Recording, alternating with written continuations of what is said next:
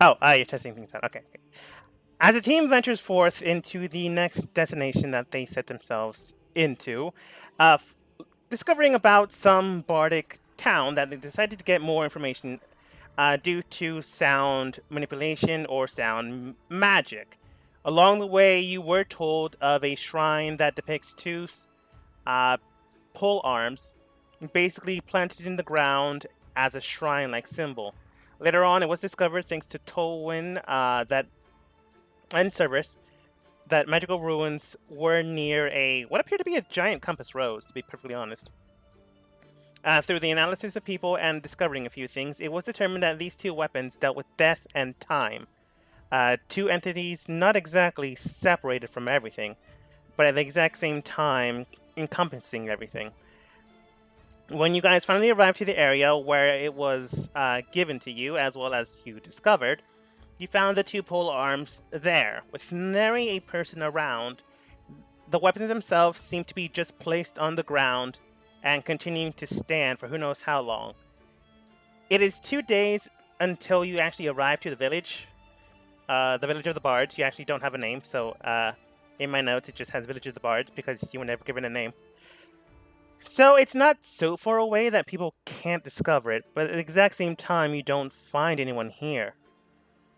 Through the combination of insight between Talon, Tolwen, Cerberus, and Kythol, it was determined that if you weren't able to grasp time and death, life and death, sorry, uh, time isn't this weapon, sorry. Uh, well, spoilers for a future event. Life and death, it would try to get you to understand. And the only environmental areas here, or rather, the only environmental structures here that are around these two weapons, are plants and animals. Things that, on a level, understand what life and death means. And Cerberus, deciding to take up the mantle of trying to decipher what this means, stepped forward to interpret their own understanding. So, with a raised palm, Cerberus decided to go for the life weapon. And in preparation for this, clasped onto their own symbol of faith and stated to death that for now I will choose life. Which may or may not play out well for them, you're not entirely sure, as that's where we ended off. Talon also, I guess a good way of explaining it is usurped their father? Which, it happened. There's no going back to that now, so it did happen. Still, though, life, D&D, and the like definitely did take place. Tolan was there acting like a giant wolf and making sure that things. And they also were basically guiding you here because they still roll really, really well with their survival checks. That has not changed. All right, back to the topic at hand. I've been pressing it backwards long enough. Cerberus, go ahead and roll as you clasp on to the weapon of life. A Constitution saving throw. Before I do that, can I have my RP thing I made mention I like to do? Yes. Earlier this day, once we woke up this morning, I had done my usual prayers and drunk my from my chalice of my faith, my usual concoction that those who are of the domains of my type of classes normally do for their morning rituals. For anyone who is interested, roll me a perception check. If anyone's interested. If no one's interested, then we'll just continue on. Give me 1 second.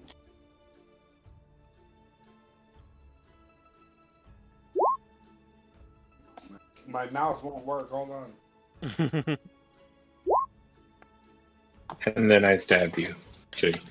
Huh. Only Tolwyn sees this. It's nothing. When I drink it, my usual concoction, what you see is what looks like for a moment the veins around my throat, some along my arms. Oh, you had to beat a 15, by the way, for perception. Seem to get a little larger for a few moments, and my skin gets a little clearer. After that, everything goes back down to normal, but my skin still remains clear, and nothing seems off about me. I'm still my normal self. And that's all that you see. Okay. Well, on that same note, in the RP sense, whereas before we woke, Kyathal was like his skin was mossy green. His hair was like a deep leaf green. But as you see him this morning, he's now like icy blue skin with snowy white hair. Suddenly. Mm-hmm. And you don't need a perception check. Kind Well, of mine obvious. was rather small. What's that? My change was small. Yeah. But nonetheless, you two definitely did go through a metabolical change this morning. Which kind of helps with Kythol since we're going into the Winterland. Which I didn't know before I did that, so that's pretty funny. Alright, so Constitution? Constitution.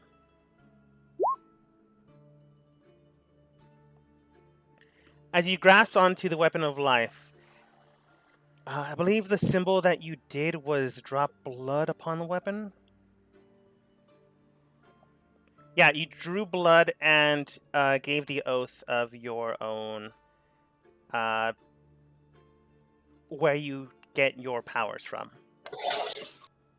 If I'm wrong, please let me know now. That's correct. Oath Okay, to that's what I had in my notes. All right then. Clasping onto it, blood drawn upon the blade and grabbing on. You feel a sensation within your body burning. Something about to fully integrate into your system. Whatever is happening, whatever is going on, it's definitely the motion that you did. Clasping onto the weapon rather than it affecting you. It's more like you're affecting it. It's not as if you're binding to it, drawing with it, but life essence is being drawn into the weapon and connecting with it, trying to symbolize what it means to you and how things are working out. As you grab onto the weapon, you can feel a sensation of life and death and no, that's not right. Life and death. But then you realize the weapon of death is next to you, so that's not an impossibility.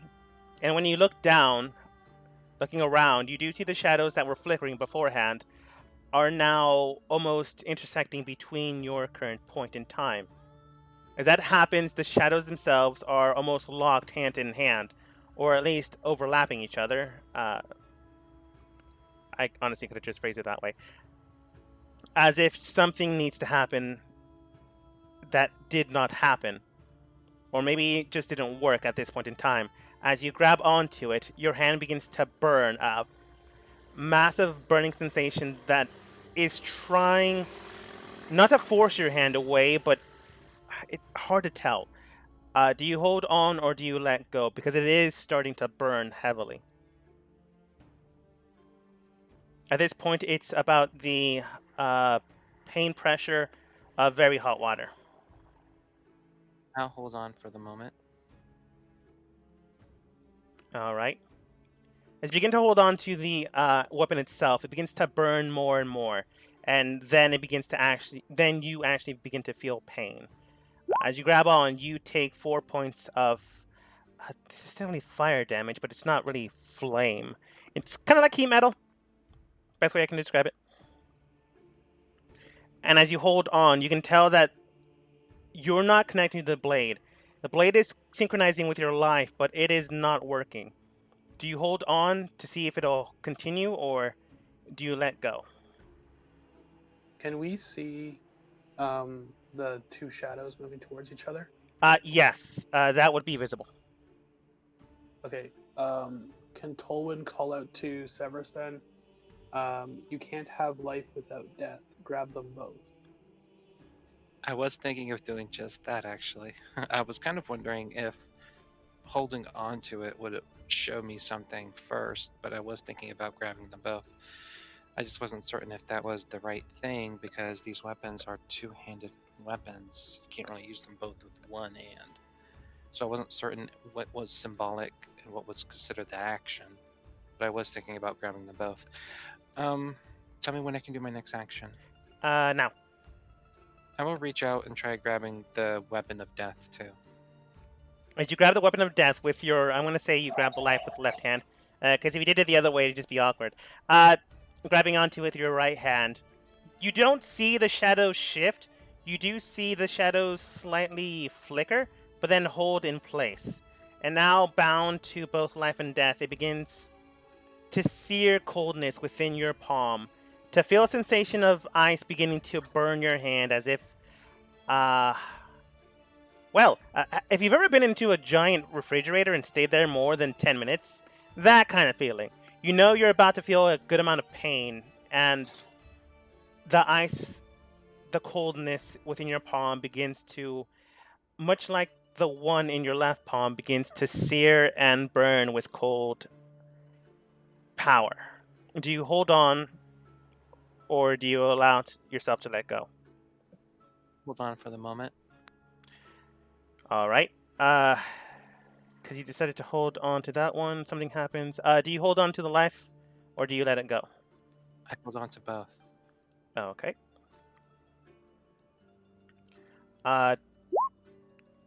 You take 6 points of fire damage, and you take 7 points of cold damage, as these two blades are not working properly with your body. Life and death are not commingling with you. Something about this is wrong, but you're not exactly sure what is wrong. And the more you hold on, you can tell that the more they're going to hurt you. Or at the very least, the more they're going to change you. As this is not a normal thing that happens.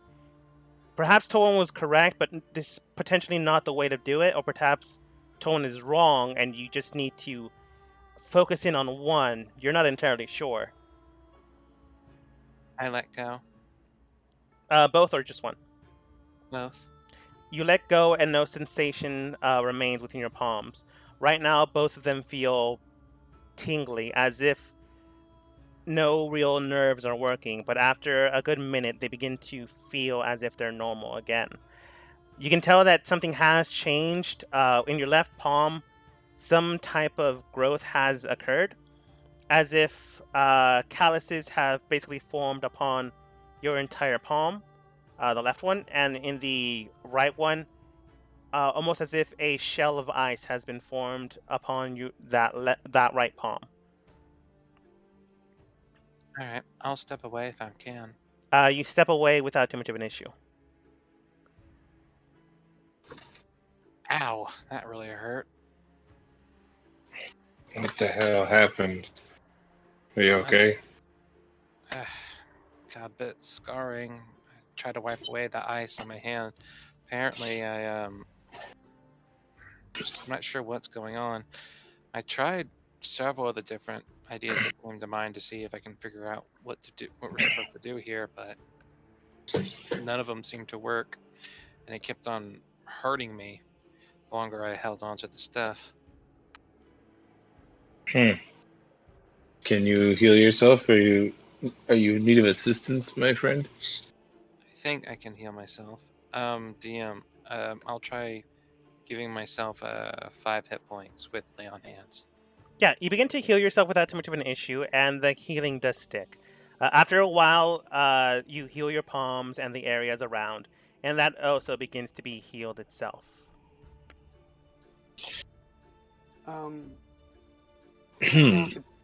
Just me. Does the shadow for the staff, for the pole arm associated with life, is it smaller now? The shadows are still flickering and moving with the sun's current direction, so that hasn't changed, but the shadows' positions have changed, as they're now spread apart and continuing on the same path as other shadows would, except they flicker from time to time.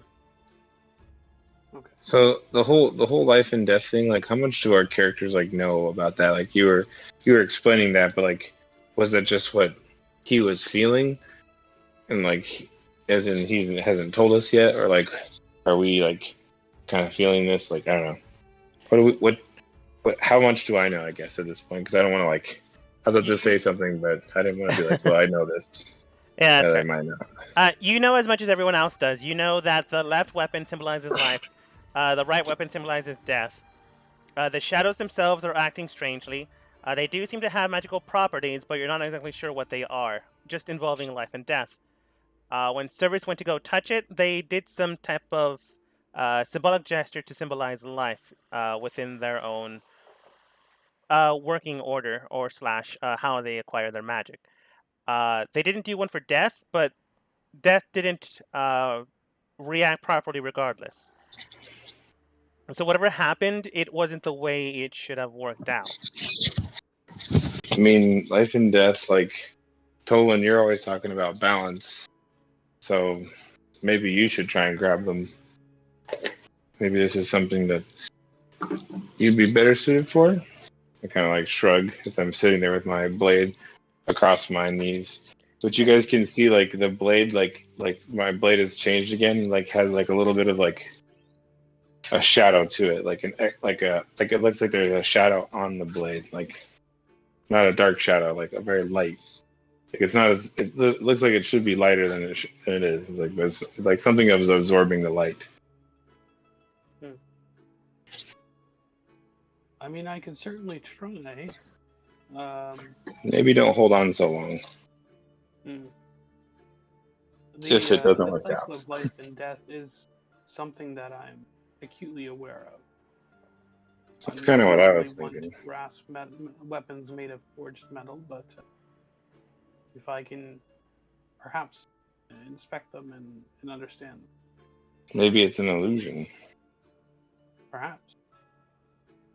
I don't know, but if it doesn't work, the other idea I had, sorry, Tolan, was just that the the blade of life, or at least like the shadows of life, or whatever, something of like the life made a sign when Kelmore got. I mean, sorry, when Cerberus got close. So maybe if this doesn't work, Cerberus try just touching the life one and seeing if that works. Anyway, that's all I have. That's all I have so far. Right, Tolan, what do you decide to do? I'm gonna walk into the area up to the two of them and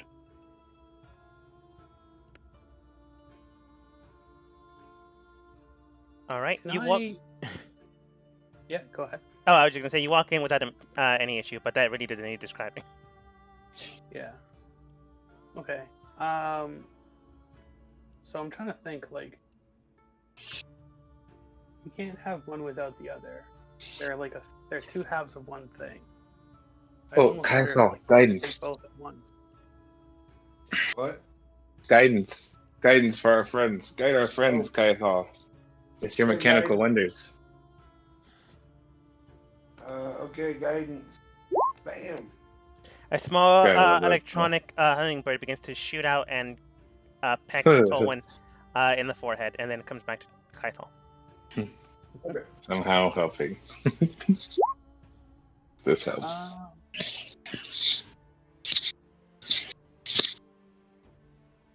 Okay. Is the handle of the weapon of life made of wood?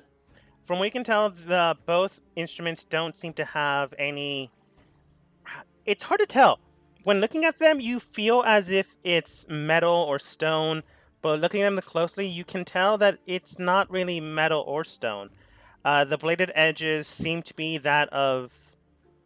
Looking at it again, it looks like metal, maybe sharpened to a point, but looking at them with this up close now, it doesn't feel like if it's metal anymore.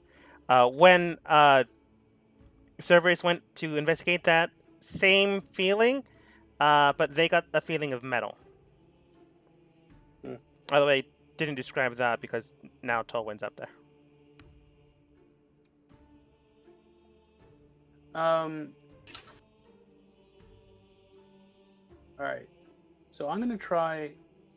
I'm gonna turn to the group and say, I will try and grab the weapon of life first, but if it doesn't seem to be working, I wonder if uh, maybe think amongst yourselves who would like to try, but we may have to have two people and grasp the weapons at the same time. So I'm not sure we can take one without the other. If we can take them at all. Should we I try will do holding? so if need be. Should we try holding hands as we do this?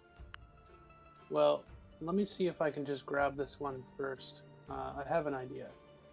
And I'll turn around and I'll grab the weapon of life with two hands. And I'll try to cast Shillelagh. Interesting. Go ahead and roll Constitution save.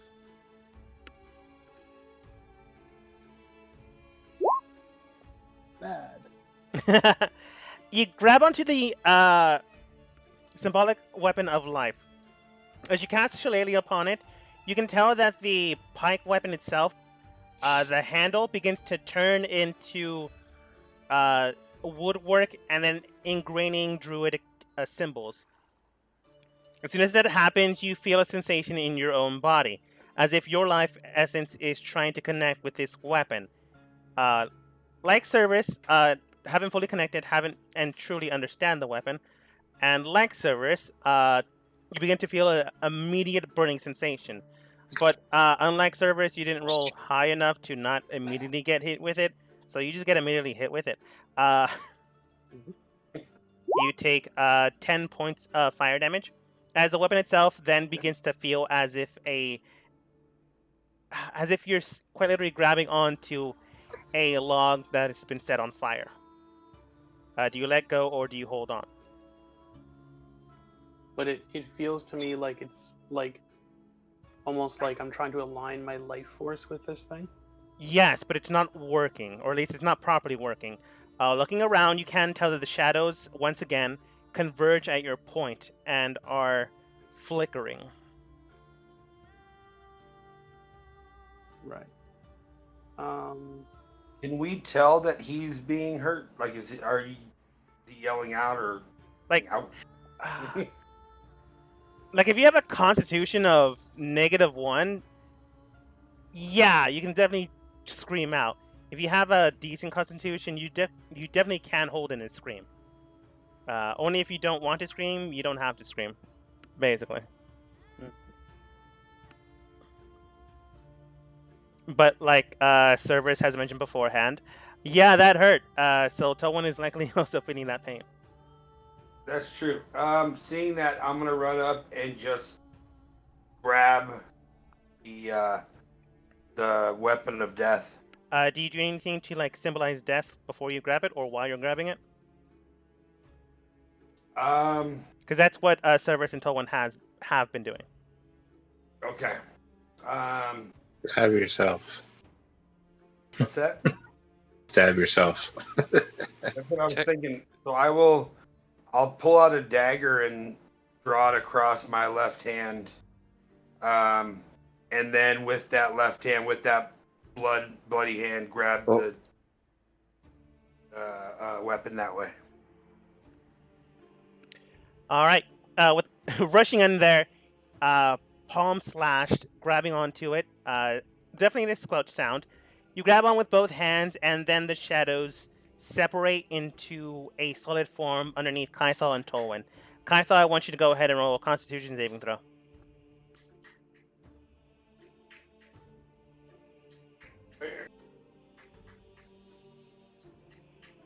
Oh my. I think I have to change the batteries in this. Okay, there we go. Hold on. There we go. Been there. That's why I switched to a tethered mouse. Unfortunately, Yeah. I don't like being tethered. It's a good thing it's a long one. 20 is pretty good. Grabbing onto it, you can feel a sensation of death seeping into your flesh and bone. Unlike the life one, which people have described, I'm going to say you guys described it even though you didn't, of your life going towards the weapon, death is converging into you. A sensation of pain and it's quite literally ice beginning to form in. Ironically enough, Kythal, you are quite literally a winter elf right now. Uh, burning into your veins and causing a cold sensation in quite literally into your form of body.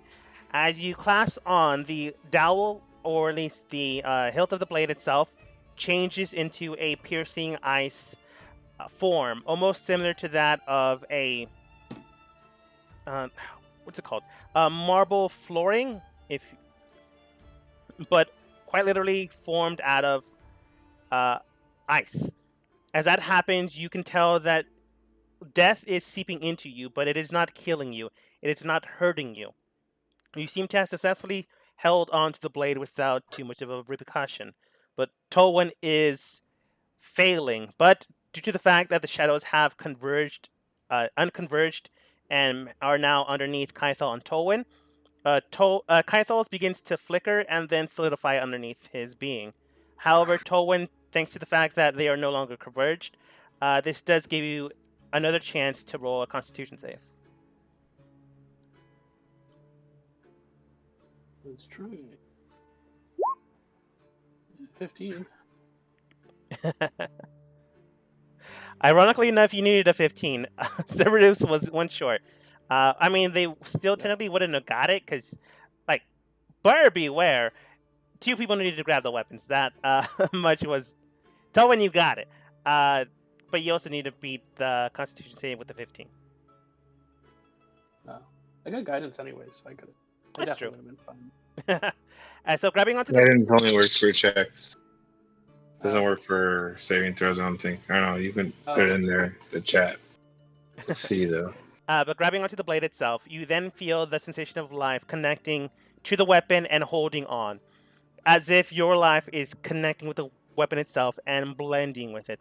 As soon as that happens, you can feel the burning sensation of life, of a nova star just burning out in the horizon line, and then forming life on some other desolate planet. That's how it feels to you. In Kythal, you feel the opposite sensation of a burning sun just exploding out into nothingness and decimating a planet into near non-existent life.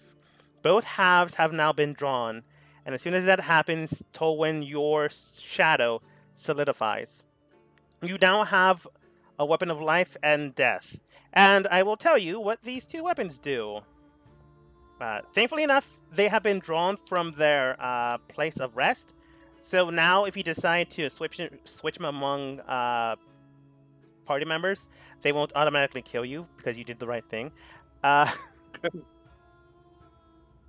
And no one rolled Constitution save below 10, so it didn't change you into something else, which I was kind of worried about because it could have changed you into a bear, a human, a small child, an owl, a plant.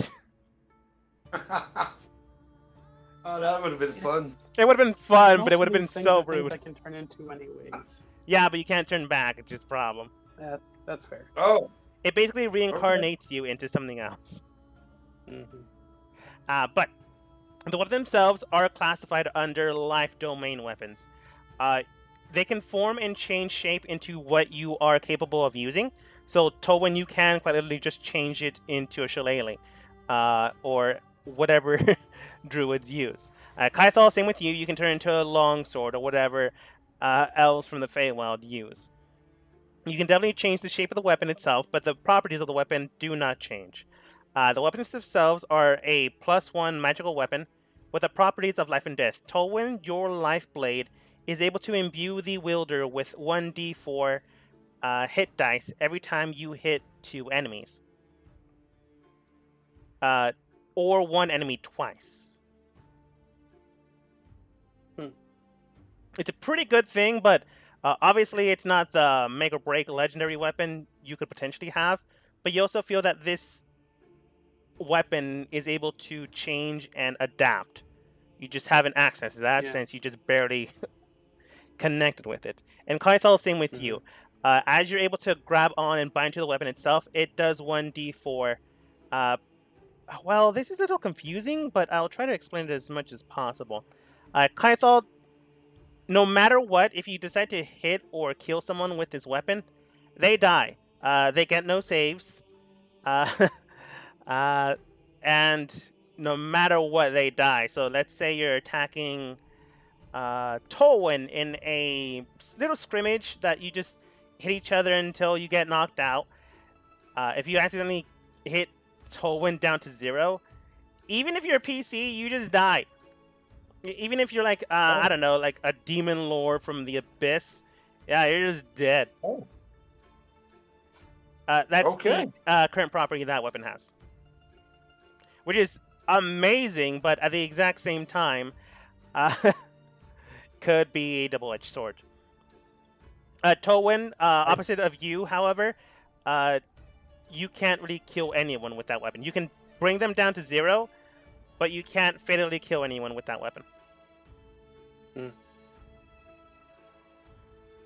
Okay, I like it. Oh, one of them only does non-lethal damage, and one of them only does lethal. Yes, with the added bonus of a 1d4 every time you hit someone twice. Right. But you don't have extra attack. Do you have to hit them twice in the same turn? No.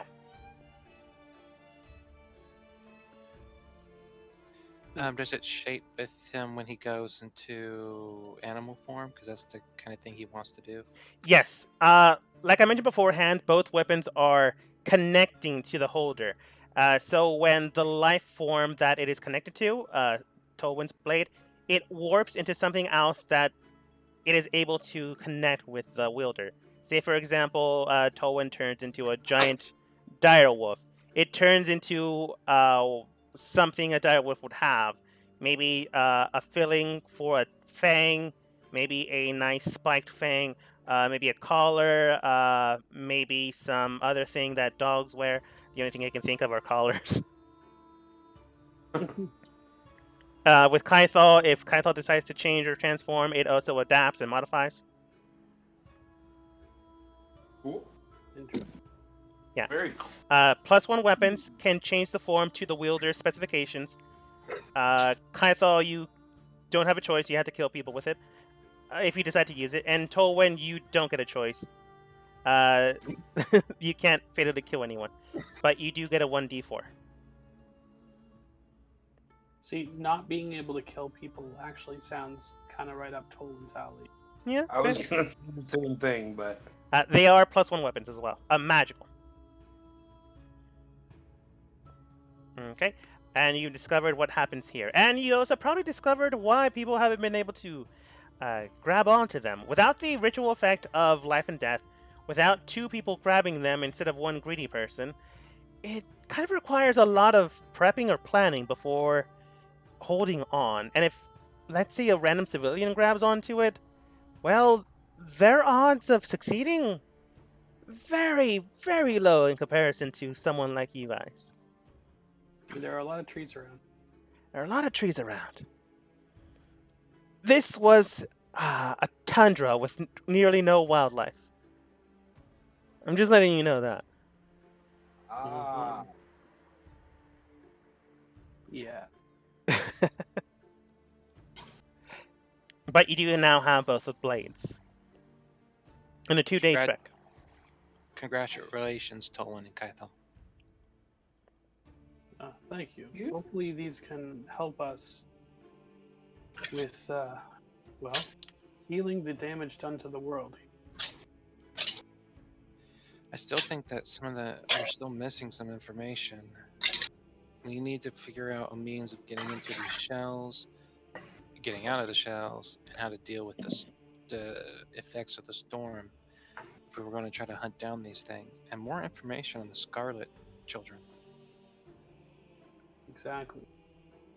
But from what we've seen, there's some kind of this scarlet energy. These storms seem to be corrupting and perhaps holding these symbols of life and death will help us to bring back balance and unity that might heal this corruption. I don't know. I'm looking at the ground and stuff around us. I'm not certain if these weapons will be able to do that, considering what's happening to this area. Well, we'll have to see. I mean, if I'd come across this area by myself, or any of us, we might not have been able to take these. It's only because we've been brought together and led here through signs that we have them. Instead of just one person trying to take both, like we both thought it may have been the answer for. Symbolism is a pain, isn't it? Mhm. It can be. But I have to say, I'm pleasantly surprised that the answer was working together. It was a surprise for me too, ironically enough. A very To be painful honest, surprise. I was just trying to grab the thing so you weren't in pain anymore, my friend. I was. It was almost dumb luck, really. Well, So, to the who's to say? village? It is a 2-day Absolutely. travel, so you definitely are able to re-heal yourselves. Well, there is. If we're pressed for time, I could potentially do something to reduce it. You're not really pressed for time. Again, 2-day travel. Like, I suppose if you sprint all the way there, a day and a half? If you give me a little bit of time, I could cast the spell Find Steed, and me and one other person can ride it, and we can pull like maybe some contraption for the other people, and we can just ride that way. I mean, that's true. If For you're 8 pressed hours for of the day, then I can be my own steed. True, you could be your own steed. For a good portion of the day. So do we want to get there more quickly to save time?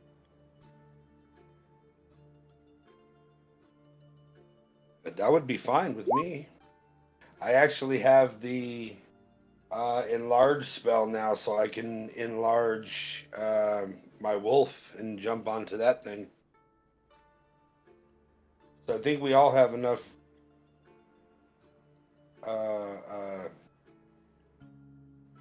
deeds, I guess. Yeah, Alright. in theory. All right. Tating hops on Kaithal's mound. Cerberus, you're able to find one polar bear in the area, and Tolwen, you now have seen a polar bear, so I think you can change into a polar bear now. I think that's how druids work. Yep, pretty much. Okay. I summon a creature. Oh, it's not a creature from the environment? No, I just summon a creature. But if you want to be a polar bear, I'll take polar Oh, bear. sorry, I thought it was the what's it called? I know there's a spell where you summon something from the environment, but you can Woodland like choose creature. something else. I'll just take a horse, a normal horse. All right. You find a nice, mighty majestic horse that looks like a reindeer. No, I'm just kidding. A nice white stallion steed, able to take you and blend into the environment, so no one attacks you in the middle of nowhere, because that'd be rude, although possible. Give it a couple pats on the nose. With a good amount of time saved, you are able to get there within the day. It is nightfall when you arrive, so shops, people, there's scant few of them, but enough that you guys do make it there without, not finding a place to stay in the night. As you arrive, do you dismount outside of the town, or do you bringing your steeds / yourselves inside? Does the town look like they have a stable? Look, getting into the quarter district of the area, you are able to find a nice stable. You do find a few tieflings here and there, humanoids, humans, dwarves, halflings, a lot of tieflings and humans, primarily. So no stable? Yes, sorry, I was just describing the town a little bit. So when you ask one of them, hey, is there a stable in the area? One of them does state, yeah, there's a stable to the left of here. You're more than welcome to it. There's no real other stable, although you can have your steeds there for free. No one's really traveling right now. Actually, what I'll do instead is that I will tell I'll ask my horse. I can speak telepathically with it. Would you like to be in the stable, or would you rather just roam outside the town for a while? What would a horse want? It's a, I more mean, of it a has an favor. intelligence of 6, and it doesn't need food or anything either. Unusually intelligent, strong, and loyal steed. Yeah, it has an intelligence of 6 actually, which is it's extremely intelligent for because most Uh, of the intelligence is 2. yeah, if it's So intelligent, I suppose it wouldn't want to be kept up in a stable and just roam around until it's needed. So yeah, it would simply state, you're in psychically linked, so it just simply states in your mind, uh, free to roam until needed once more. I give a nod, and I will gesture for him to just run around as much as he likes outside and enjoy himself. Oh, and I toss him an apple. As they begin to head out, you toss an apple and they catch it in the air, roaming around. They're around here somewhere. If you can find Steve, you can definitely find them again. If you call out to them, I'm gonna say you can name them. You might be able to find them if you roll well enough without casting the spell. While your steed is within 1 mile of me, I can communicate it with each other telepathically. Oh, nice. How long is the duration? Permanent. forever. Nice. All right. Absolutely. You have that horse now. Somewhere. All right, so that takes care of that part. Should we go ahead and look for an inn for tonight, or do you want to explore the city some more, or the town?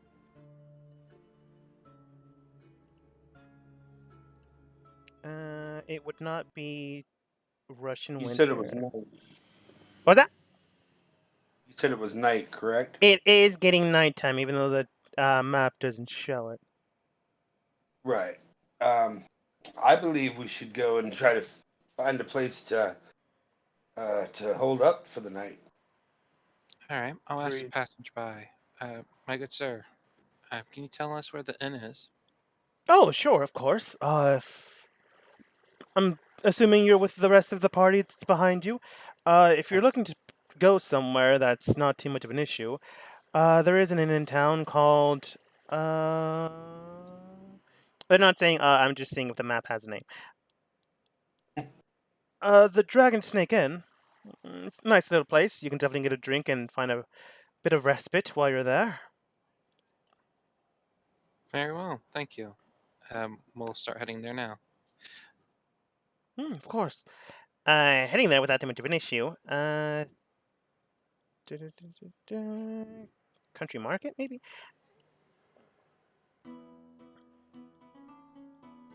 You arrive to the inn without too much of an issue, and I forgot I copied the silhouette tokens, not you guys. Whoops. Go here for now.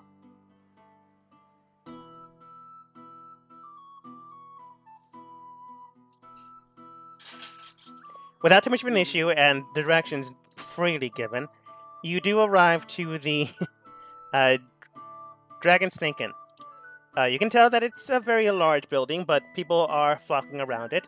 You can tell that many of them are drunk, drinking, and continuing to drink. However, no one's staying inside for the foreseeable night.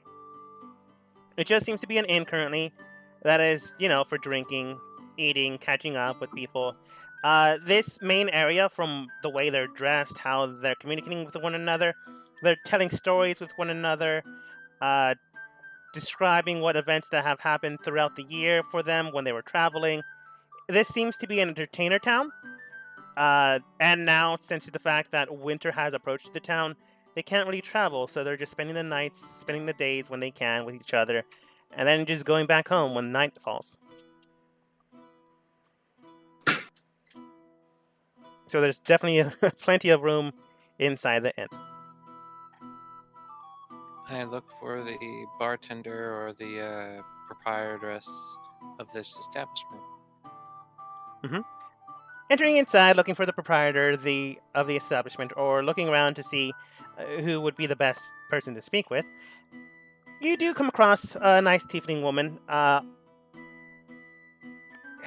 Would it be Amber? I'm going to say Amber hair, with a nice dark complexion with green eyes, and a half-shaven hairdo.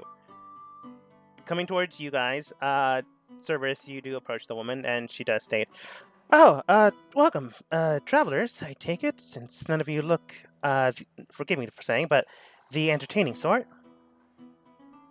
Indeed, we are travelers. We've come here for a myriad of reasons, and we are hoping to take a night or two here at this inn as we pursue our business. Oh, well, you're more than welcome to. There's plenty of rooms inside. It's not traveling season, so no one's actually here to spend the night. It simply costs 5 silver the night. For the lot of you, if you're going to share one room. Otherwise, it'd be 3 silver per room. I don't see a reason why. Oh, what is your name, by the way? The name's Lana. Pleasure to meet you. I am Severus, Lana. It's a pleasure to meet you as well. I hand over. Should we stay together or have separate rooms?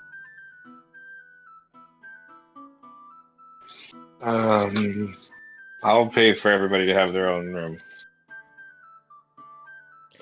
All right. All right. How generous. 3, 6, 9, 12. So that's 12 silver altogether. Obviously, Kaithal will have his constructions with them, and Okay. Well, here's 2 golden, and the rest should cover our meals. oh, of course, certainly. Giving her more money than she asked for, she does state, Always. obviously, your meals are now on the house for the night, and tomorrow morning, if you have any inquiries or questions, feel free to ask. Otherwise, go into any room around. Again, all of them are empty, so you're more than welcome to have one at will. That being said, though, some of them Yeah. are study rooms, so you're welcome to use them or sleep in them, but there are rooms with beds. We'll take a private room, like a private dining room. Is that what she's saying? No, she's Or basically just saying private you can rooms? take any of the rooms since all of them are empty. Oh, But there okay. are Sorry. some rooms that are like studying rooms and the like that you can use or sleep in, but there are rooms with beds. I just want to. I don't know how much. 2 flagons of Fey wine. Oh, of course. But how many Fey wines that is? But I don't know, pitchers, flagons, whatever. Yeah. Got celery, bitches. She draws you towards a big enough table that you guys can sit at. Oh, Cerberus, you moved yourself before I can move you. She nods, heads out for a bit, and then comes back without too much of an issue, giving you all enough to eat, drink without too much of an issue. Once again, she does state, if you need anything else, just please let me know or any of my employees. Lana, if you wouldn't mind, how about you take a seat with us for a few minutes, so we can ask some questions, if you wouldn't mind. Certainly. She does call someone over. Probably one of her attendants or someone that works for her.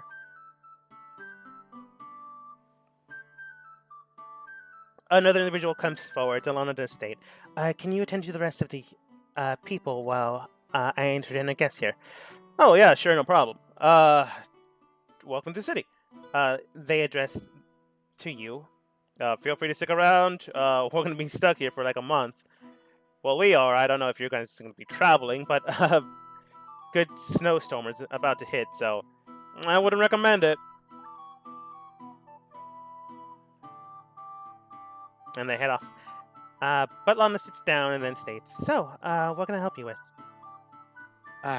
Where should we start? I guess I'll ask for a lay of the land. What can you tell us about this city and the area around it? Oh, the city itself is called Folk. It's not a very creative song or creative title, but it is simply for the folk of song and dance. It's not so grand as we only stay here when we need to. Either get around, share tales, and go back into the world and gather more. Often enough, people do believe that it's titled after folk songs or folk tales, which is why many bards come from this town, or go to this town. The lay of the land is pretty evenly clear enough. Thankfully enough, our founders were able to establish sunstones in the area so that the environmental winter doesn't collapse into our city. So we're safe in here so long as we don't head out when the storm approaches. Well, unless it's really bad, then we go into the catacombs and hold out until it leaves. And The the lovely storms. little oasis you have here. We tend to enjoy it, yes. It's a very nice place. Yes, our main populace is tieflings and humans, as, well, tieflings can be very charismatic, and humans tend to populate with, well, just about everything. I would say they are very indiscriminate on who their partner is. Isn't that the truth? Surely that isn't a bad thing. No, it's not a bad thing. Uh, not at all. Yeah, unless you and Vermin feel the same way. That being said, though, we do have plenty of dwarves in the area and plenty of halflings. So if humans or tieflings are not to your liking, we definitely have other people. We're not exclusive, but people generally don't like to come here unless it's for a reason. Some people come here for a story they need to hear. Some come here for information that was long since destroyed from books and tomes and just spread through word of mouth. And others just come here to enjoy a good time. Is there like a place like again like a courier service or a message, like somewhere I could pay for a message to be sent? There is, but currently it is. Well, I suppose the wizard did state it's 3 days until the storm hits. So as long as you don't expect a reply anytime soon, we can deliver messages. Yeah, I may not need it. I may not expect a reply at all, but it'd be nice to send a message out. And I have coin to pay, but yeah, whenever we're done here, if you could point me in the direction of that. Oh, of course. First, I shake the Fleywine. First, this though. We should send a message to the guy at the observatory. The observatory is like 3 days in the direction of north, southeast, west. So it is possible, yeah.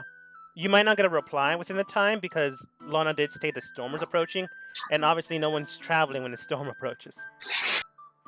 That's fine. I just thought it might be an idea. Yeah, a good idea to send You them. definitely can.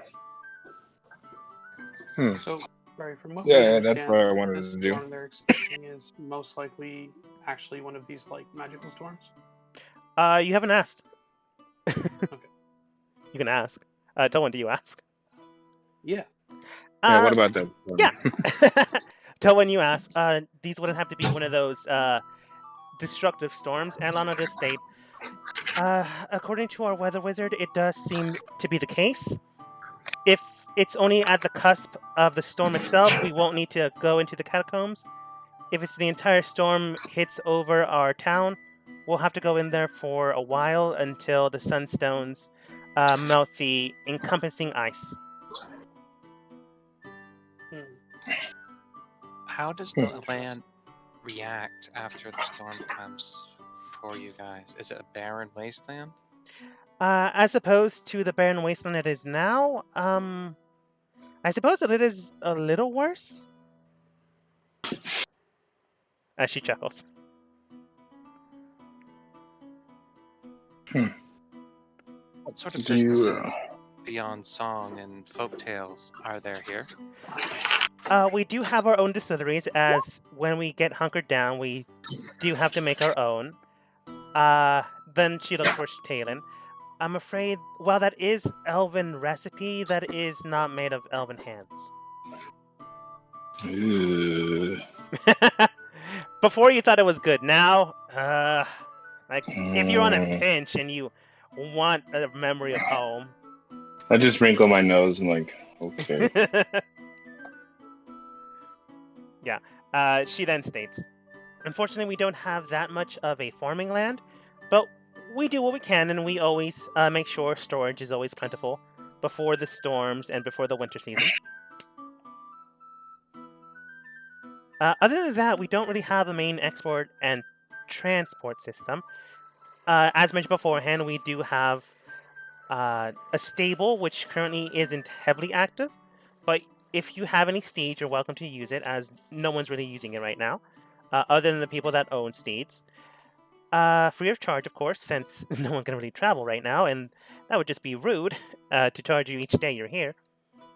Other than that, we do have the emergency system that will require time to get back and forth. Unfortunately, the uh, weather wizard's the only one able to actually use magic here. Well, to such high a degree that they can send the spell sending. But you'll have to ask him about sending something high powered. Uh, Other than that, we really just have stories, knowledge to give. Some for prices, others for blessings, others for curses. Uh, we do have a trade, export, and importing system here. So if you have something to trade, you're more than welcome to it. We hold a festival of trade and commerce once a week, and our festival is ironically enough tomorrow. I see. And that's nice to hear. For people who are visiting like us, is there something we can do? Can we be part of the festival, or is it just for anyone and everyone to enjoy? It's for everyone and anyone to enjoy. If you are selling, some of the stalls do have small little games you can play. They always get a great deal and always do hand trading here and there. Say, for example, you have a spice that someone needs, you're more than able to trade it at that point in time for sometimes ludicrous prices, other times great prices. It's to establish commerce between people and making sure that while we're all stuck here, we get along, or at the very least, see how the other person lives. Can you give us the place where we can talk to this wizard at? There's actually a couple questions I'd like to speak with him about. Oh, of course. Let's see here. If I remember correctly, they're currently at the Mausoleum. It's where we bury our dead. Hmm. The next thing I'd like to ask, there is actually a great deal of knowledge we would like to try to find. Do you know who would be, or maybe the people to best ask for this? It depends on what type of knowledge you're seeking. Is it religious? Is it hidden secrets? Is it forbidden arts? Magic? Fighting? It all depends. I probably want to say all of the above, but how about I do it this way? Do you think you can keep a bit of a secret, or actually, perhaps after we tell you our tale, you can make it a tale for your own to sing the next time you'd like to? We are all bards, and we do tell stories, so unless you want it told well, I would suggest not telling people secrets so easily. Well, it's not really a secret. What about you guys? Think we can give her a little bit of information? I'd kind of like to hear her sing. Sure. Not about anything about. Talon looks at you and just shakes his head. No. Nothing about you specifically, or just about what we're doing? Nothing about my sword or my family. About you? Got it. I Nothing can, about. yeah. I can be there with you guys if whatever, but we don't have to say anything about what I'm doing. That's just fine. If you want to keep it off the record before you begin to explain things, you can just put down a monetary value and I'll just give you any information I have and not write a song about it. That being said, though, the price is 10 gold. I'm perfectly fine with what you would like to say. I mean, I'll be stuck Um, here for about a week, maybe a week and a half, so it won't spread that far. I'm just fine with whatever you decide to make. I like to hear you sing. I would Let's like see. to hear it as well. Let's see. Well, us, a group of adventurers, have decided to head out, starting our own new lives for one reason or another. We came across a town. What was that town? The first town we came across each other at? I forget its name. The first town, I believe, was Hythe. I could be wrong. the town of Hythe. We fought together against the remnants of an approaching storm, fought the undead, and saved a bunch of lives. We then came across we were sent to find a man in an observatory tower just 3 days away from here, and he gave us some information about trying to stop these storms permanently. And we found that these storms hold crystal spheres inside their hearts, and so we seek to bring them down. We came across an undercity in the Underdark where one such crystal was found dormant, and managed to find our way inside using song. After dealing with what we found within, we managed to defeat the heart, rupturing it and spilling out in the Underdark, which brought new life under below. In our search for more knowledge about how to deal with this issue, we found our way here to your little city, in our hopes that perhaps with the right song we may be able to pierce these shells and to find the source of it all. That kind of rhymed a little bit. Giving her Very giving her information that does not involve Talon. She takes it to heart and begins to write something down. Obviously, it won't be tonight that she'll compose a song. But she does have a nice little melody played out. But once she hums a little and then begins to start a song, she does state, yes, this could definitely work as a tale. But based on the information that you gave me, there are a few places you might be able to get the best information that what you're seeking. One of them would be the Weather Wizard themselves, so I would suggest going there regardless.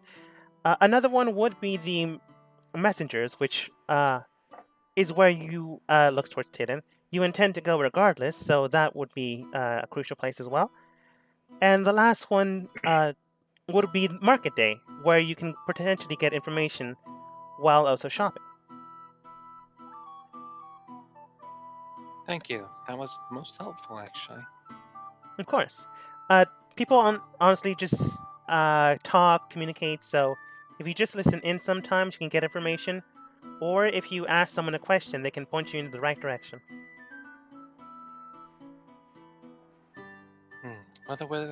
Weather Wizard, the communications, and tomorrow's little fun party. Yes, Alright. the Weather Wizard's name's Morrow. Mausoleum. Alright. Talon, will you go to the communications and I can go to the mausoleum? Should we do this now, or yeah, I probably should go talk to the wizard now. People are closing shops right now, so if you do intend to go to the Messengers, you should go now and maybe get something done, or wait till tomorrow. And I probably should go ahead and start going to the mausoleum then. Oh, he'll be there for a while. Why don't we, Talon, do you need us to go with you to send your message, or is that a private? No, I just want to send a message back to my family that after, about 6 decades, 5 decades, or a little over 5 decades, I've finally completed my quest, and that I'm not returning home yet. I'm still taking care of some business, but I have regained possession of our family's most treasured item.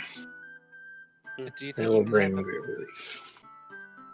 Do you think you can send a message to that man in the observatory as well? I could probably do that. Thank you. Cerberus, what's the message you intend to send? Just wanted to tell this guy what we found so far and asked to see what he found out. Yeah, okay. Alright. Messengers.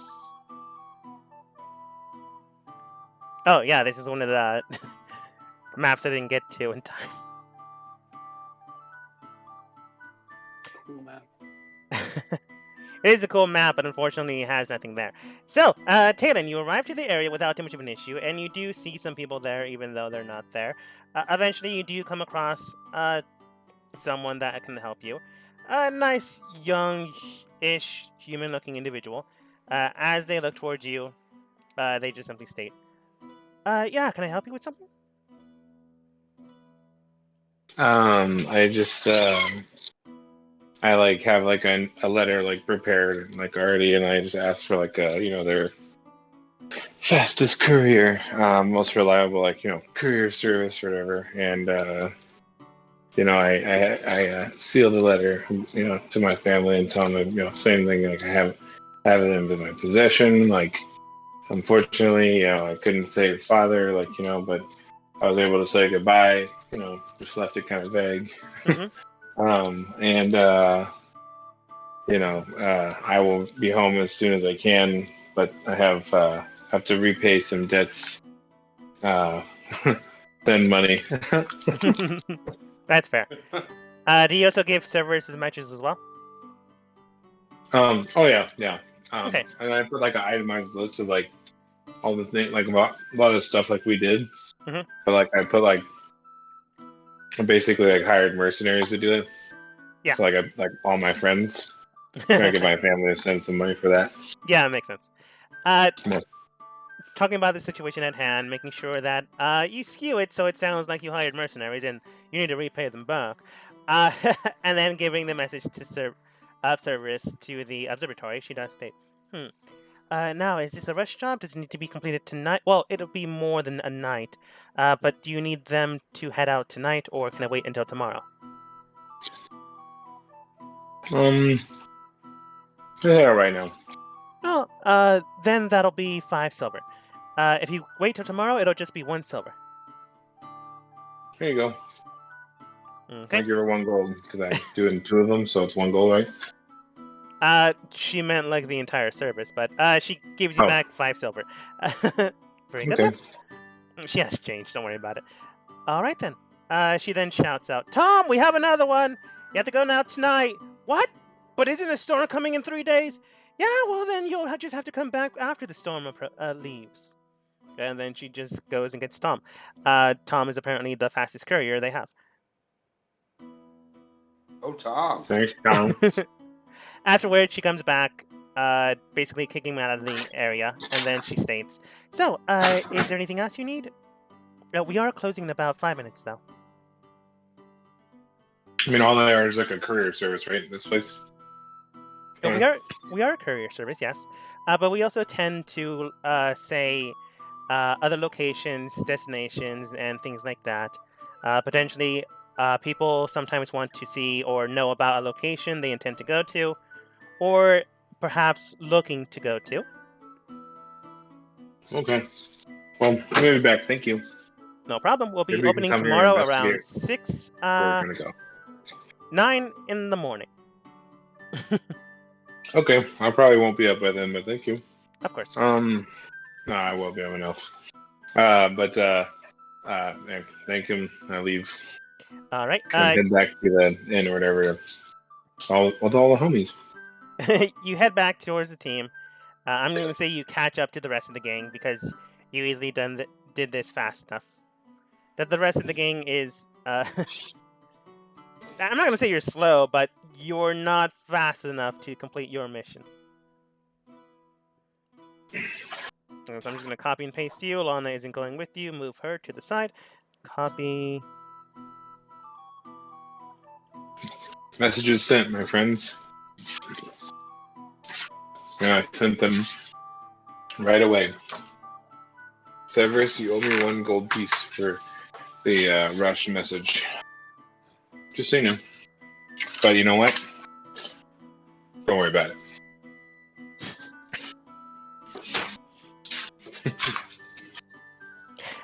Right now, the town is more or less a ghost town since everyone's packing up for the night. So, you were told that it'd be there a while, so thankfully enough, the only person that you do see in the distance is potentially the only person you intend to go. Lana did state that their name is Maro. Maro. Thank you. Man, I really need to work on my penmanship.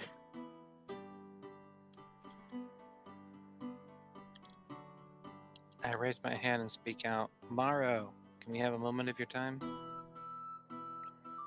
looking at the direction that you guys at, they can't hear you since, again, mausoleum, no one's really here, but you guys are all on the other side.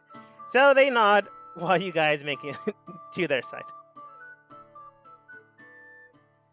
Mausoleum music. What would that sound like?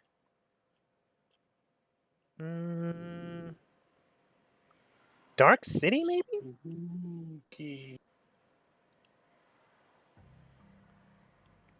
What was that warlock's name that we met? Which one? The one in Underdark. The Warlock. You mean the High Mage? Yes. Looking up. Town, Elf Village. Huh. High Mage Home. Wow, I don't have a name on her stuff. That's weird.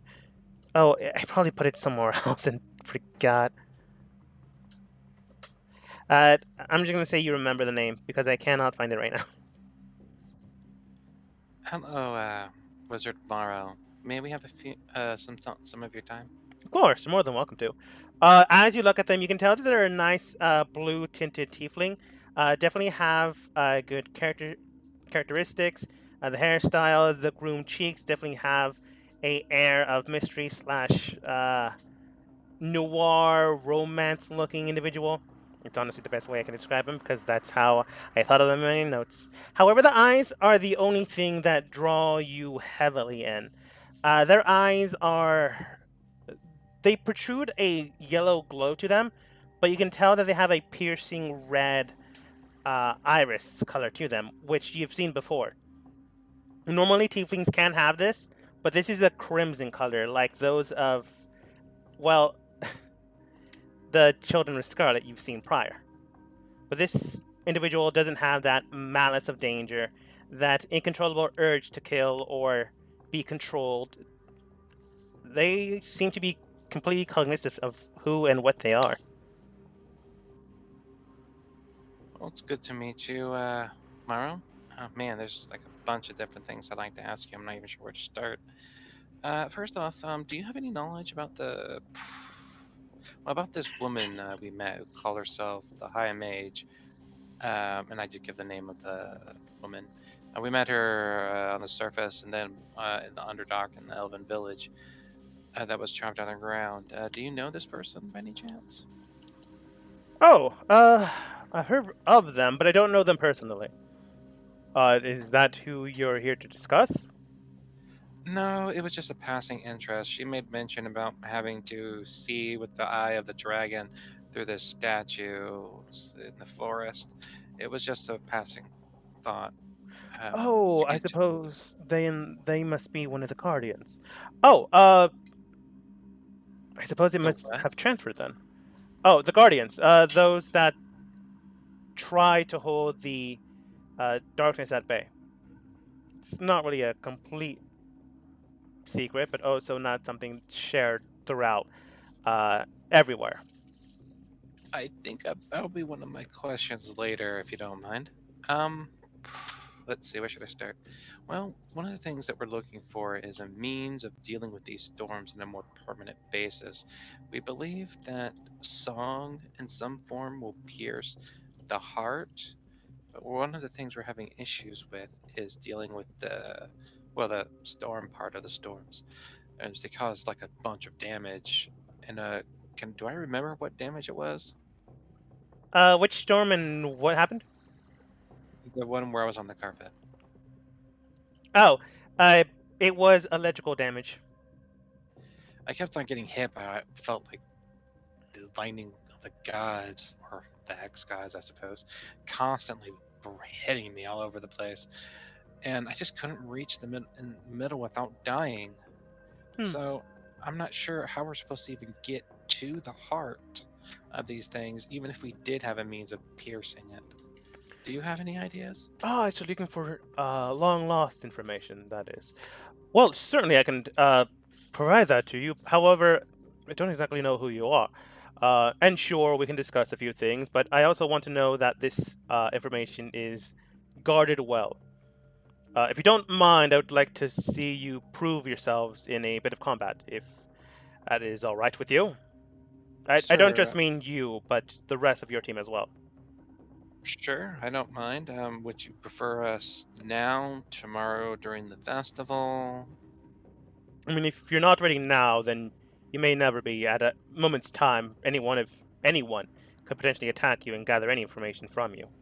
I'm fine to go now. I just thought that it was like one of those things that sometimes you hear in tales where you have to do something in front of a crowd.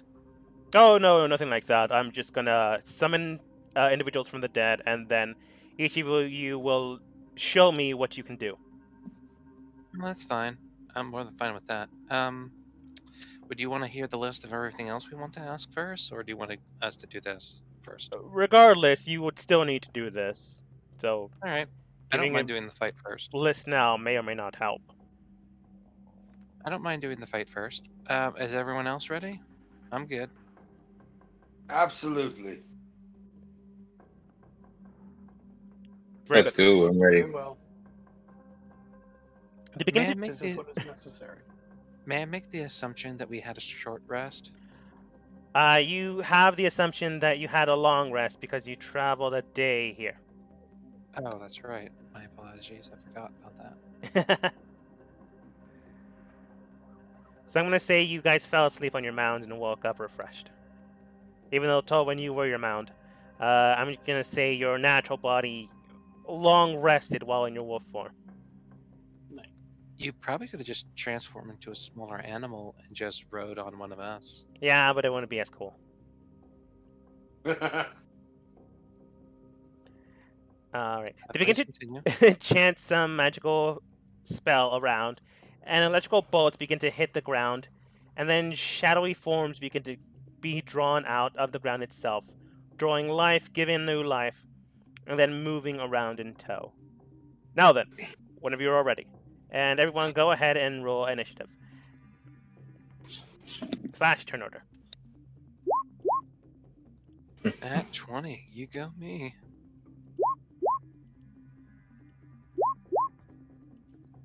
Oops, wait. I have to click on my guy first. Oh, I did click. Oh, yeah, there you go. Yay. Hmm, there God, you I'm slow today. I'm just tired. Oh. All right. Bu- bu- bu- I'm going to go with. I'm going to go with classic.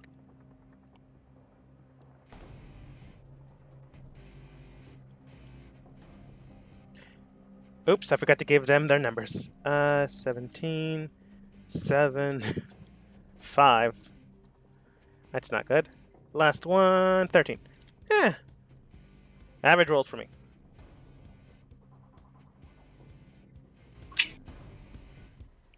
All right, Tolwyn, you are up first.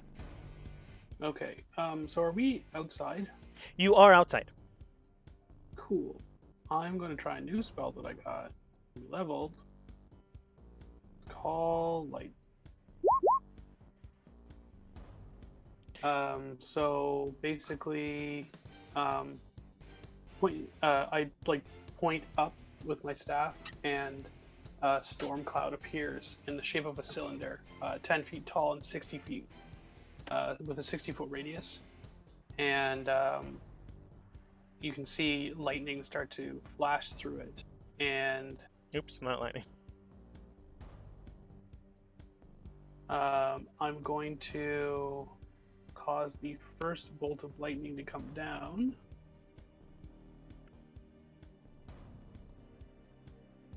So just make sure that it actually does. When you cast a spell, choose a point you can see under the cloud. Bolt of lightning flashes down. So over this guy, a bolt of lightning smashes down on his head. He needs to make a dexterity saving throw, DC 16. All right, casting lightning into the air and then shooting it back down. It ricochets and aims directly towards the individual farthest to the left. Taking the frontal blow, it then tries to move out of the way. So it will take half damage, so half of 27. All right. It's a good roll. 10, 8, 9. 27 divided by half, rounded up. All right. Burning in with a good amount of electrical jolt. It does seem to hurt this individual, and they are hurt. You can definitely tell that these things are killable. Not just some phantom thing that can kill you no matter what. And I'm actually going to back up.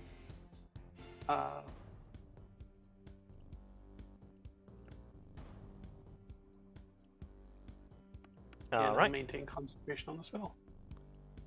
Taylor. All right. Well, let's see. We didn't have any time to prepare before this battle, right? We just Yes. Your dropped long, in. your long rest, your spells. You didn't have any prep time to already begin dancing before the fight, or cast blessing on yourself before the fight. You have what you have currently. You didn't. Okay, I just checking. Okay. He's basically testing you Then- to be prepared at any moment's notice. So before you guys even have a chance to buff yourselves out Okay. of combat. Got it. Let's see. I'm gonna cast. They're all too close together. I'm gonna use my bonus action to start blade singing, of course. And then I will. That's a bad guy, right? Technically he's not part of the fight, but you can attack him if you want. He's not participating. No. He Or at least did say it he's seems like it. summoning undead to test you with. If you decided to attack He's him, he's, that's one he's way. the guy that's summoning them. Yes. Okay. Yeah, I mean, I guess I wouldn't. He's trying to test us. I wouldn't attack him directly. I guess that'd be kind of rude. I'll just cast slow. They're all undead. All of them are undead. I'll just work on. Yeah. There you go. Right, up to 6 creatures of your choice in 40-foot cube within range. I think you can get most, if not all of them. Should be all one. 40-foot cube. Yeah, you can basically get everyone you want. I know that's not a cube. I pick all of the bad guys. All right, including Morrow.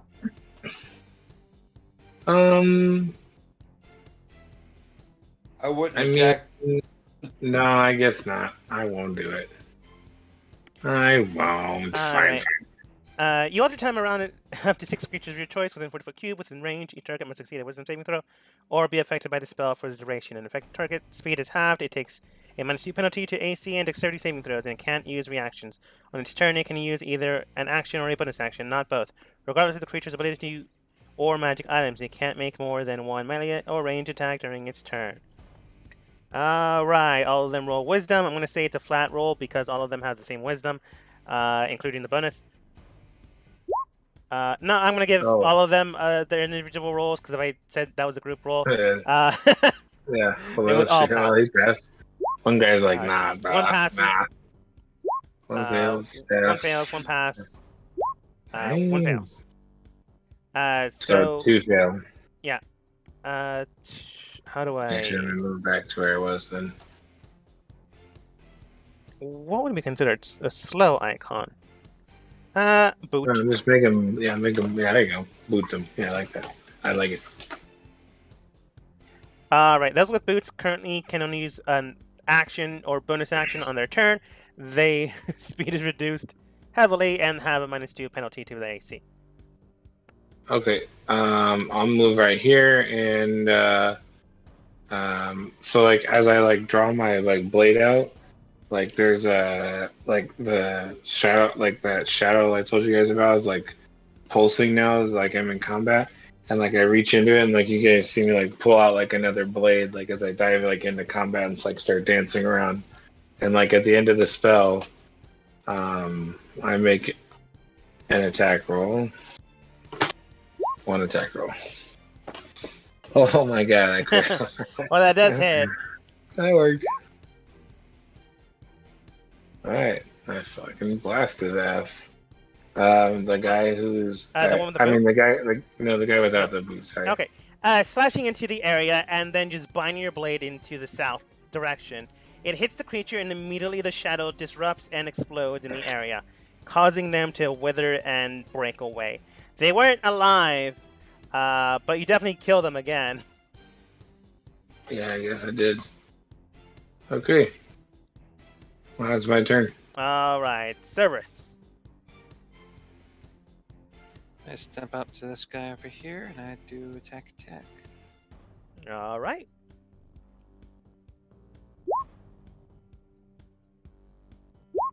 .21 does hit. Grabbing your long sword, you slash in and it does do a good amount of damage. You can definitely tell they got hurt, but not quite down just yet.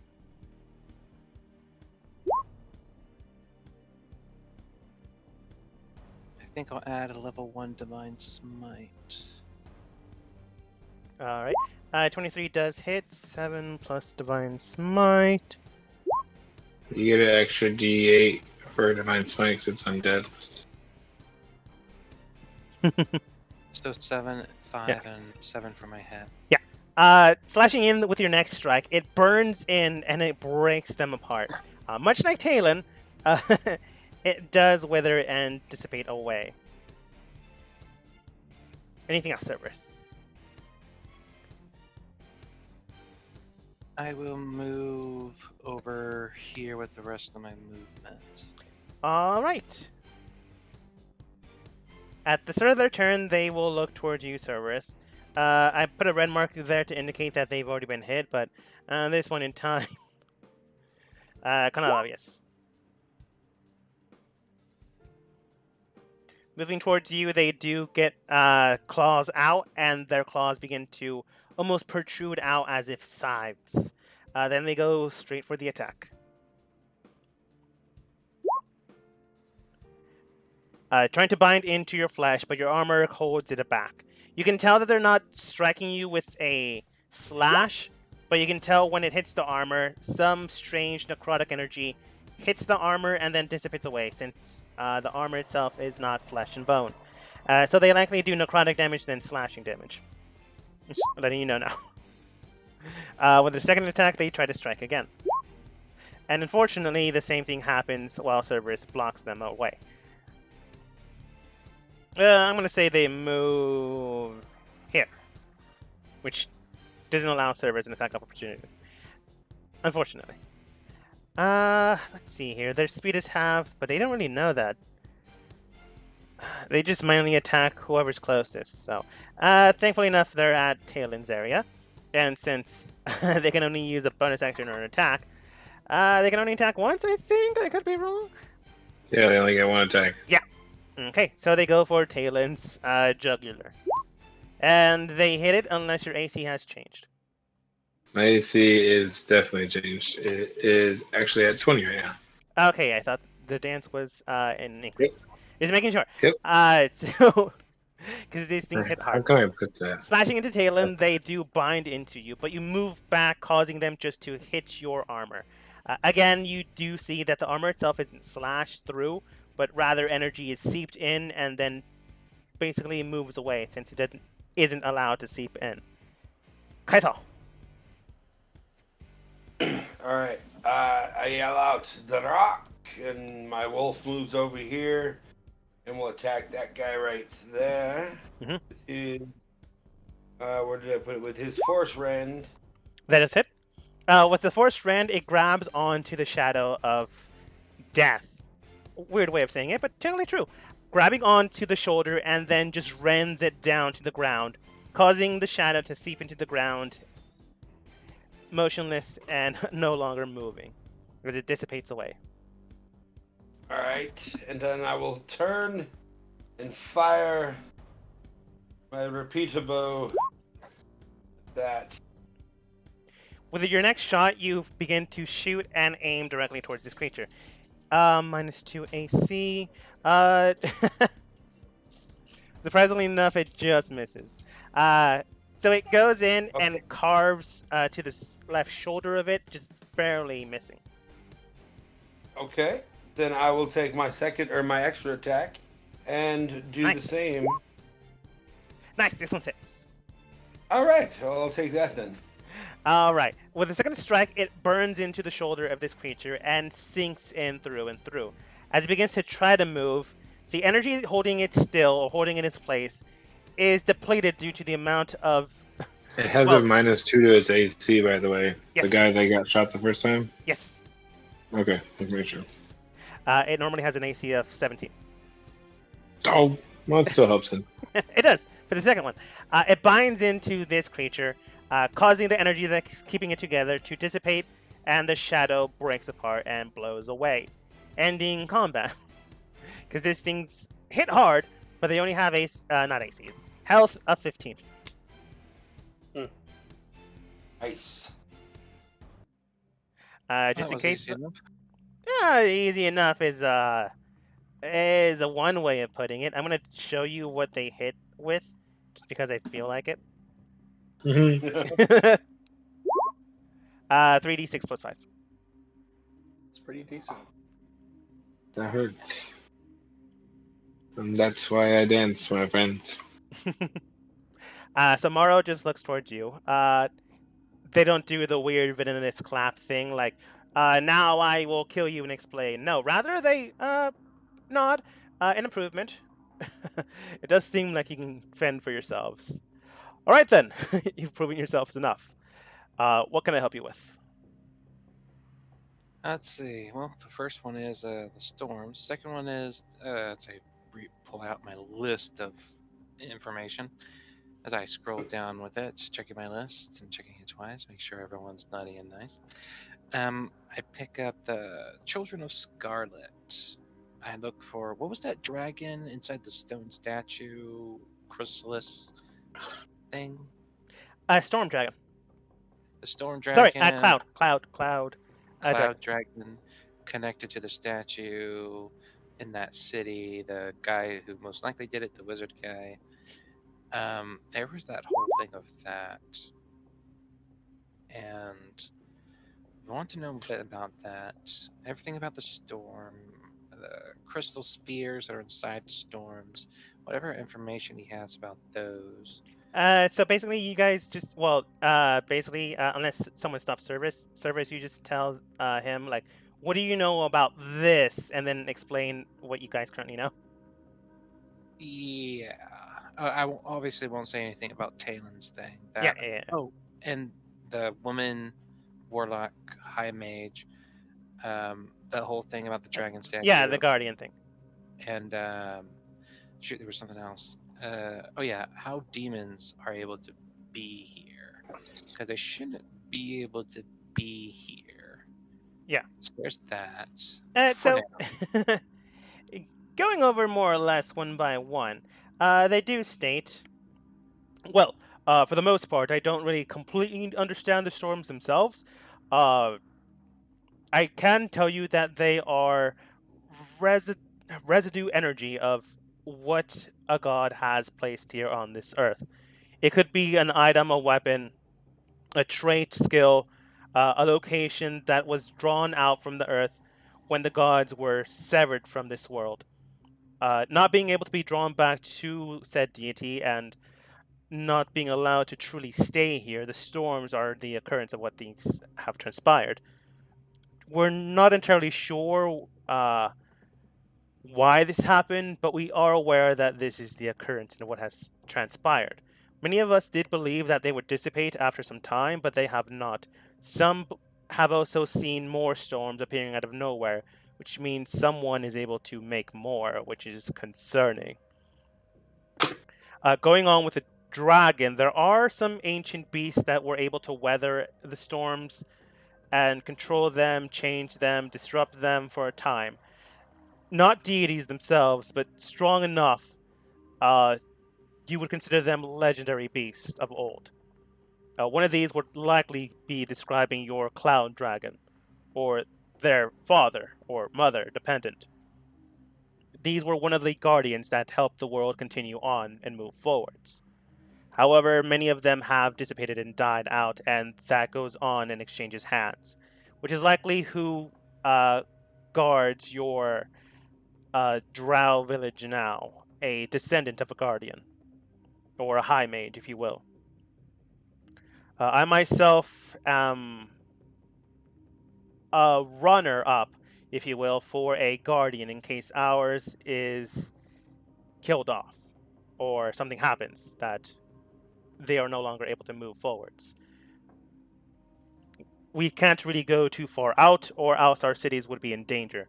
But if our cities are more or less protected through the environmental structures that they have, take for example your drow village, then we are able to move about, which is likely how the high mage is moving around. Uh, let's They see. did Are you have saying those. that there is a guardian capable of pushing away these storms here in this city? Oh, they're able to protect us from the monsters that move about.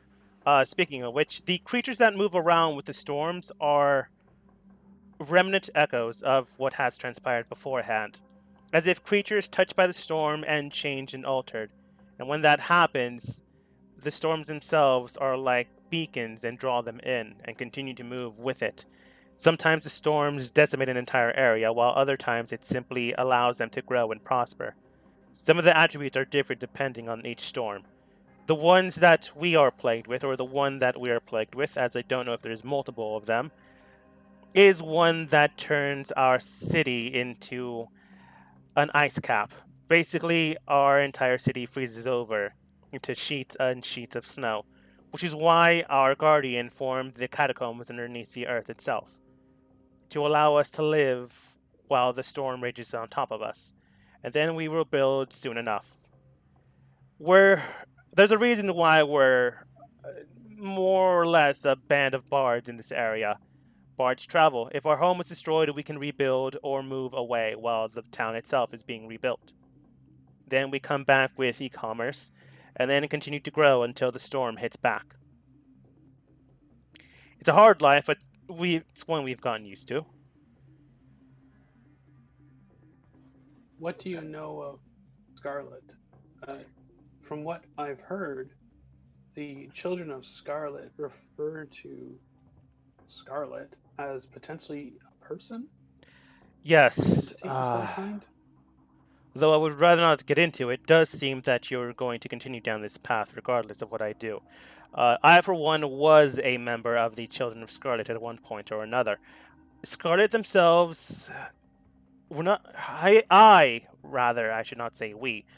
I'm not exactly sure who they are, but they're able to communicate with any of the Children of Scarlet that happens in the world, whether natural or unnatural. Some believe that there are sorcerers that, after a while, the magic imbued in them corrupts them and changes them, allowing them to hear Scarlet. When I was underneath the sway of them, per se, I was able to hear and be commanded by them. They told me to move along with the storms and acquire certain items, certain things while I was out there traveling. Don't exactly know for what reason or purpose, but it was always for some strange end motive. The last few things I was able to remember what I captured was, from what I can tell, they were very strong magical items and weapons and the like. Sometimes it's people, and sometimes it's just simply safeguarding a location until the storm is able to enter into the epicenter. From what I can remember, after acquiring these things, I black out. And afterwards, I am called to service once more. If it wasn't for the Guardian that set me free, or untethered me to it, I would still be roaming around as if I have no control over my own body. Do you know how they did it? Not entirely. I do know that I was sorcery born, and after being untethered to my past, I had to learn magic the normal way. Normally, sorcerers are fine until they reach maturity, and afterwards, their minds begin to go. their connection to Scarlet, if you will, begins to grow and grow until their minds are lost. And worse yet, some go sooner than that, and some go later. You never know until it happens to you. Can we ask this guardian how they managed this task? How they freed you? You may, but they rarely come out. I can call them if you like, but no, you've proven yourselves enough. They are nearby if you would like me to call them. Sure, why not? Please, if we can help these people escape as they helped you escape, we could heal many wounds. Of course. They begin to draw out what appears to be a small little fife. I think that's what it's called. Like the weird mini flute instrument. It's the best way I can Right. describe it. Like a panpipe? Yeah, I think so. They begin to blow on it, and then the song begins to chime out until the notes are played. All right. If they heard that, they should be here within moments. Other than that, is there anything else you need from me? I'm afraid that's all the information I currently have. I can gather more, but it'll take some time. Well, like we mentioned, apparently to pierce the heart, we need to match its frequency. We don't have a means of really doing that. We do know that bards, especially those with magical talent, can sing to match it in order for people to jump through. But even then, if we don't manage to create something or find some people to do it for us, we're not exactly sure what the best step would be, even if we could survive the storm itself. Uh, if I would, if I were to guess, I would suggest getting some magical armor with some type of elemental resistance. If you are intending to go into the storms themselves, the element inside each storm is different. In our case, it is cold. In other cases, it is lightning. In other cases, it's fire. I've been in those specific ones, but I do not know what other ones that they have. Whoever Scarlet is, I do believe that they're in control of the storms themselves. I don't believe that they were fully in control all the time, but they have gotten that strength now. So we need rings or armor or potions of elemental protection. Potions can only last so long. I would recommend items. I don't even know where to go to get those. This land doesn't have it in my old home. Actually, perhaps. Oh, I forget the name of what I called it. Morrow, do you know of? I guess some people would call it demi-plane. I forget the name I called it, DM. Can we just say name until I can find out what I called it? Yeah, you call it the name it has, and then they do state. From what I remember, I know of the place, but I have never been, since it is not a place that people can normally go. Do you know if any place that may have any other artifacts, either stolen or traded? I know that sometimes it was traded for rather less than good reasons. Do you know of anyone or any place that may hold some of these? In the current circumstances that you find yourselves in, I would recommend market tomorrow, as I honestly do not completely know where it could be. Very well. Very well. I'm a wizard by trade, not a merchant. So perhaps asking a merchant might be preferable to you. Let's see. Do you know how we would get through these shells, those that exist inside? It is, even if we could survive the storm, getting into the shells seems to be the most difficult part. I've never been in one myself, just traveled along with them. So long as you're not considered a threat, there should be no reason for the storms to hit you. But since you are not part of the children, you would likely be a target. I said the shell, the inside of the thing that we jumped through. He doesn't have any idea how to get through it. No, they've never been. All right. Well, the High Mage made these like weird stones surrounding the one heart that was grounded.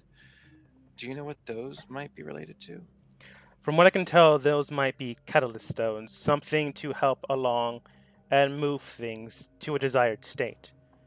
Unless I have a specific item in front of me, that's the best guess I can give you. When that happens and when you're currently talking, someone does come out quite literally out of the woodwork, quite literally, in some people's description, out of the shade, as we end the session for today.